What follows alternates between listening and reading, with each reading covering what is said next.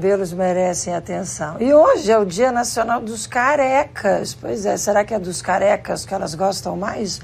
Brincadeiras à parte, o assunto é sério. Jovens sofrem com calvície, 25% dos jovens têm calvície. 50% dos homens, ou seja, metade dos homens com mais de 50 anos, tem calvície. E a gente vai falar sobre o assunto, a gente vai falar sobre causas, tratamentos e até transplantes de cabelo com o doutor Mohamed Najmedine, que é cirurgião geral e cirurgião capilar. Bom dia, obrigado por ter aceitado o nosso convite. Bom dia, Márcio, obrigado pelo convite. Vamos começar falando das causas da calvície? Não, existem várias causas. Claro que a gente sabe que a principal realmente é o fator genético. Hereditariedade. Então, hereditariedade é a principal. Mais de 90% dos casos de calvície hoje são devido à causa genética, né? Então isso é sabido já, não se discute. Tem pai, tem avô careca, pode apostar. Então, atenção meninas, vocês estão namorando, já olhem para o pai, vejam, para o sogro, né? Para o sogro, para ver se é careca. Porque a tendência é repetir. Mas não necessariamente quer dizer que o namorado, enfim, vai virar calvo, né? Vai ser careca, enfim, né? Ele tem uma grande chance. Então isso realmente fala muito mais a favor de desenvolver... A força genética. Com certeza. E existem outras causas, né, como a gente estava falando, seja alimentação, né, alguma doença de tireoide, por exemplo, né, uso de anabolizantes, o próprio tabagismo, sedentarismo, enfim, outros fatores... A Covid impactou bastante. Impactou bastante. Ela causou, na verdade, o que a gente chama de eflúvio telógeno. Né, o que é isso? O cabelo ele cai por um certo período numa velocidade muito maior do que o normal, mas normalmente depois ele recupera. Tá? Seria isso que acabou acontecendo na época do Covid, quando a pessoa acabou, né, sendo infectada, vamos dizer assim. E qual é o tratamento?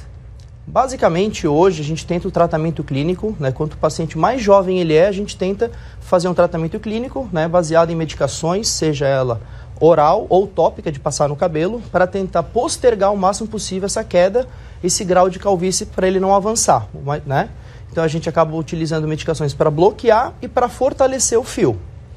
Quando isso já não chega num ponto que não consegue mais, né, ou quando aquilo já começa a incomodar o paciente de uma forma que não está mais resolvendo, aí sim a gente já parte para um outro tipo de tratamento, que seria o próprio transplante. E não é implante, transplante, porque você tem que ver a questão da rejeição. Então, né? Justamente, a gente fala, transplante porque a gente retira o folículo do próprio paciente. Entendi. Porque já foi tentado, na verdade, tirar de outras pessoas e não deu certo, deu rejeição.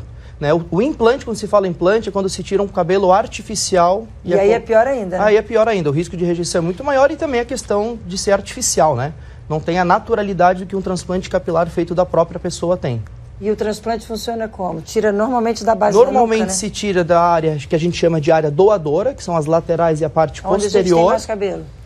A gente tem mais cabelo ali, se preserva mais, porque essa região tem uma genética diferente. É um fio que não cai mais. Então a grande vantagem do transplante também é essa, né?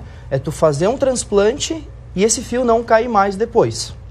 Ah, porque a característica do fio é um fio que não cai mais. Isso, ele não tem um receptor que a gente chama, assim, resumindo, um receptor androgênico, onde o hormônio que causa a queda, o DHT, se liga e leva ao afinamento e à queda do fio. Então, esses fios da lateral e da parte de trás, eles não têm esse receptor, então eles têm uma característica, né, uma genética diferente, uma qualidade diferente que não cai mais. Então isso dá uma certa segurança, digamos assim, a quem vai passar pelo processo. Pelo procedimento. Porque você faz lá um transplante, investe tempo, dinheiro, expectativa, e aí depois você fica com o cabelo lindo, mas daqui a pouco pode ter o risco de perder de novo. Então isso não acontece. Isso não acontece, mas os outros fios podem continuar caindo. Esse é um grande ponto também importante que eu sempre pego no pé, alerto para o paciente, é que não adianta ele só fazer o transplante e não cuidar dos outros fios que ele tem, principalmente porque a gente tem operado os pacientes cada vez mais jovens, né? Que às vezes só tem uma entradinha, mas está incomodado com aquilo, está mexendo com a autoestima dele e tem que avisar, tem que orientar que ele tem que continuar cuidando dos outros fios, senão eles vão continuar caindo e, teoricamente, a longo prazo, o que vai acontecer? Falhas. Fica o transplantado, que esse realmente não cai mais, e ficam falhas em outras partes do couro cabeludo. Como é que é o processo do transplante? Para quem já está em casa, está curioso, caramba, eu quero fazer, será que eu posso fazer? Todo mundo pode fazer para começo de conversa?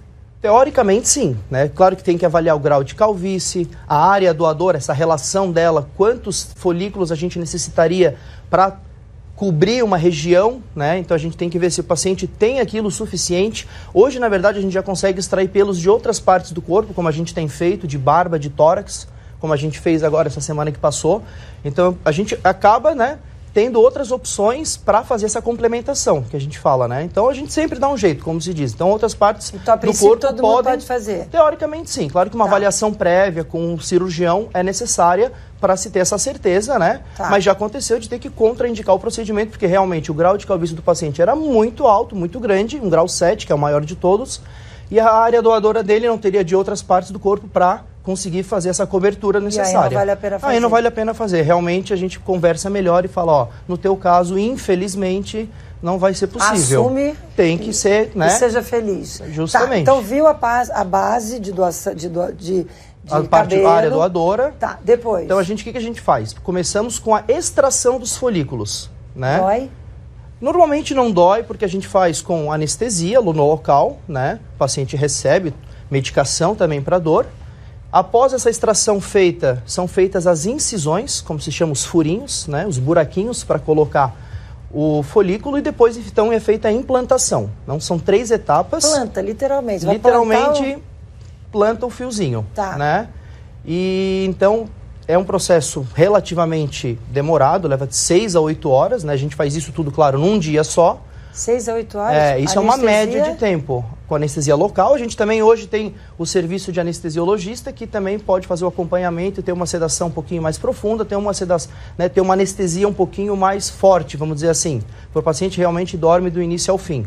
Também isso é possível. Para aqueles pacientes um pouquinho mais medrosos, né? A gente também tem essa possibilidade, né? Mas o paciente vai para casa no mesmo dia, normalmente retorna no dia seguinte, faz troca de curativo com a gente na clínica, e após isso, praticamente vida normal em 48, 72 horas no máximo, ele está exercendo suas atividades normalmente. E aí o tempo para ver o resultado é do crescimento do cabelo normal, ou não? Aí é que tá. Normalmente, o fio transplantado ele vai cair, ele sofre por um processo inicial de queda no primeiro mês, e após 3 meses ele começa a nascer e crescer.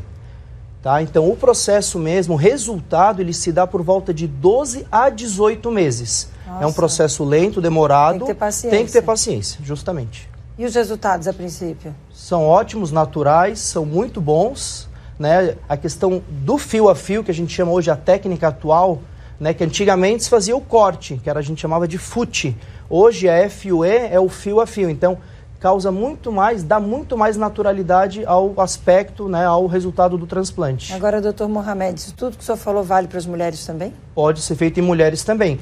Normalmente na mulher uma grande dúvida é a questão de raspar ou não o cabelo, né? Elas têm essa dúvida. No homem a gente acaba normalmente raspando tudo.